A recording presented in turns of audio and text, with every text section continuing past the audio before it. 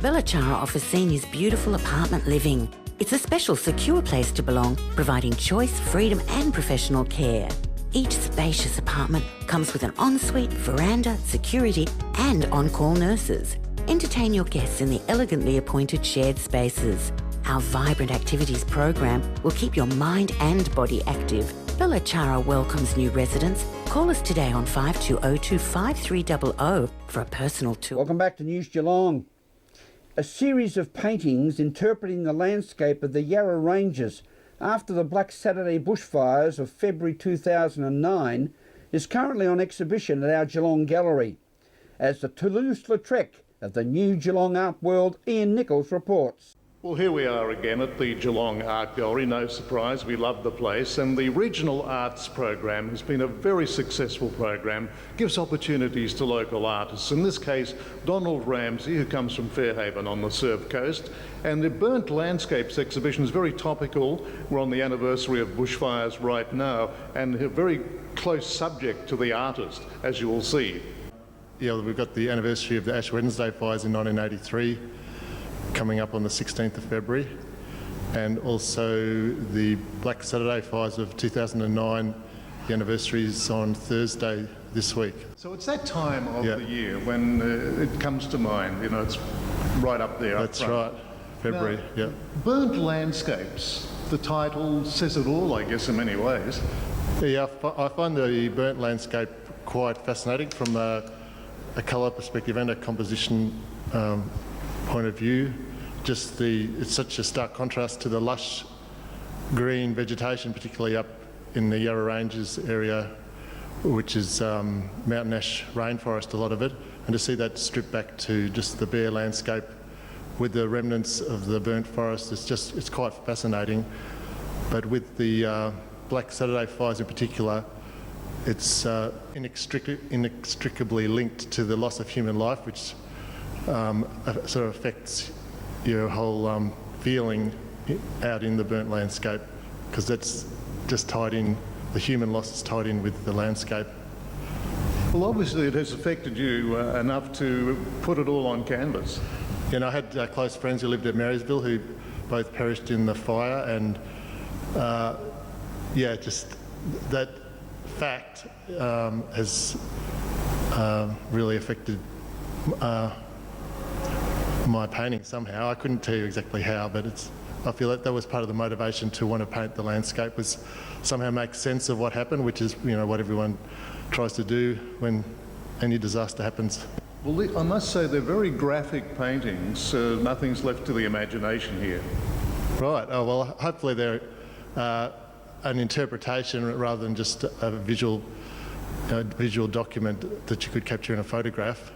So I like to think there's a bit more emotional content. Well, as an artist, obviously you're hoping people who visit the gallery will actually get emotionally involved here. Well, I don't want to upset anybody, but yeah, I think that's another role of painting, is actually to document historically what's happened and remind people of it in the future, and hopefully in the longer term people will be more aware of the dangers of living in the bush and not get complacent, which we seem to have done in the past. Well, just reading the notes that have been given to me, it suggests that you actually had to wait until the authorities opened the area so that you could go in and... Oh, that's because so many people had died there. It was a crime scene, and yes, they had to wait 6 weeks to organise all that. So you were seeing it from a slightly different perspective then? Oh, definitely. Well, I compare it back to the Ash Wednesday fires, which were more... Well, it's on the west coast. I think one person died, I think, and so the loss of life just wasn't a big factor. Whereas this time, with the loss of so many lives, it was the overwhelming fact that you couldn't get away from, basically. So, how much time would you have spent putting all this collection together? Well, it's straight after the fires, I was going up a few days a week because I couldn't stay up there. Doing field paintings, and then I had that was 2009. Then I stepped away from this subject in 2010, and then came back to do the largest studio paintings in 2011. at the Burnt Landscapes exhibition at Geelong Gallery. This is Ian Nichols for News Geelong. And thank you, Ian, a great exhibition. Road safety is always very high on our list of community priorities, and road accident black spots at certain intersections around Geelong and the Surf Coast are under continued scrutiny and ongoing action. Ian Nichols has more. We're at the intersection of the Anglesey to Geelong Road and Coombs Road on the Surf Coast, not far from Anglesey, as you can see behind me, about 15 k's. It's a black spot in the state of Victoria. The government is trying at this point of time to get around to doing something about black spots which have a history of bad accidents, and this is one of them. And we're talking with the local member for South Barwon, Andrew Kados, about this program. Once again, we're talking about black spots and traffic control around the Surf Coast and out of Geelong, and we're going to see quite a lot of money now put into two intersections which have been a problem in the past. Yes, and there'll be $2.37 million invested into two intersections in the Surf Coast that have had accident history, Coombs Road and Anglesey Road, and also intersection of Hendy Main Road and Cape Otway Road. They're quite busy roads. They are alternate routes to the Surf Coast. Hendy Main Road and Cape Otway Road there is an alternate route to the Princess Highway, and obviously the Anglesey Road is the route down to the Great Ocean Road from the Ring Road. So there has been some accident history there, and there'll be a roundabout put in at Anglesey Road, Coombs Road intersections, and some significant treatment works done at Hendy Main Road and Cape Otway Road. Well, I suppose now with the Ring Road in operation, traffic is heavied up on both of those outlets, and particularly now that the Surf Coast is developing as quickly as it is too. Yeah, obviously it's not just the fact that there's tourists coming down here, but there's also been significant growth in the area here in the Surf Coast. So we have to be mindful of that and do whatever we can to minimise the chance of an accident at those intersections. Well, I suppose there's a demand on funds for black spot development. Obviously, you can't fix everything in one foul swoop, but you're getting around to fixing up the major problem areas. Yes, obviously the intersections are looked at. There's obviously intersections right around the state that need work. But there are limited funds available, so that each of these intersections are looked at on their merits, and a decision is made as to where to fund. Well, we had significant development here in Torquay, which we have spoken about with the new secondary college and the primary school to be built here on South Beach Road. I believe traffic lights will be going in there in the near future. Yeah, at South Beach Road there'll be traffic lights there on the Surf Coast Highway. That's part of the developer contributions there with regard to the new estates that are going in, but it's also been brought forward slightly with the Surf Coast Secondary College going in.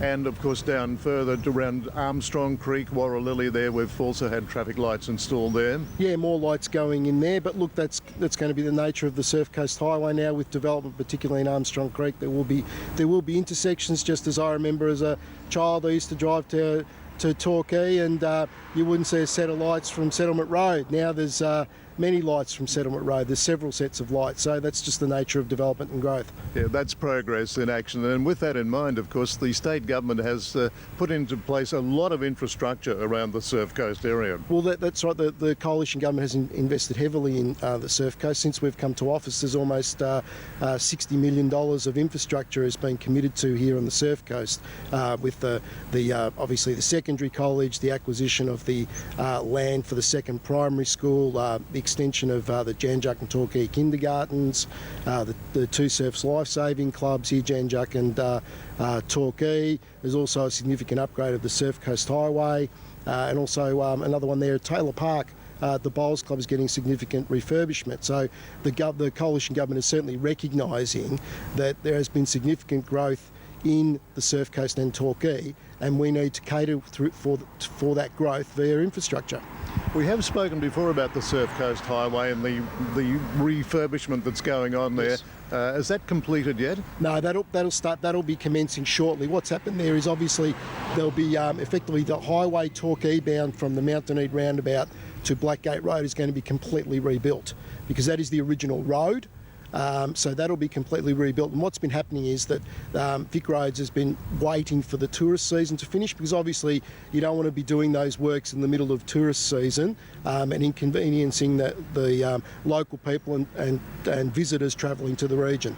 Well, that's right. You can't please everybody, and it's irksome during holidays when you've got roadworks. Unfortunately, we had an accident at the Mount Dunedin roundabout last weekend, so obviously those works can't come quickly enough. Yeah, well, the Mount Dunedin roundabout has been a problem for a while now. But look, it's an issue that the previous government sort of allowed the growth. The ring road's gone. The ring road's a good thing, but a lot of what's happened is a lot of these have put pressures on intersections and roads.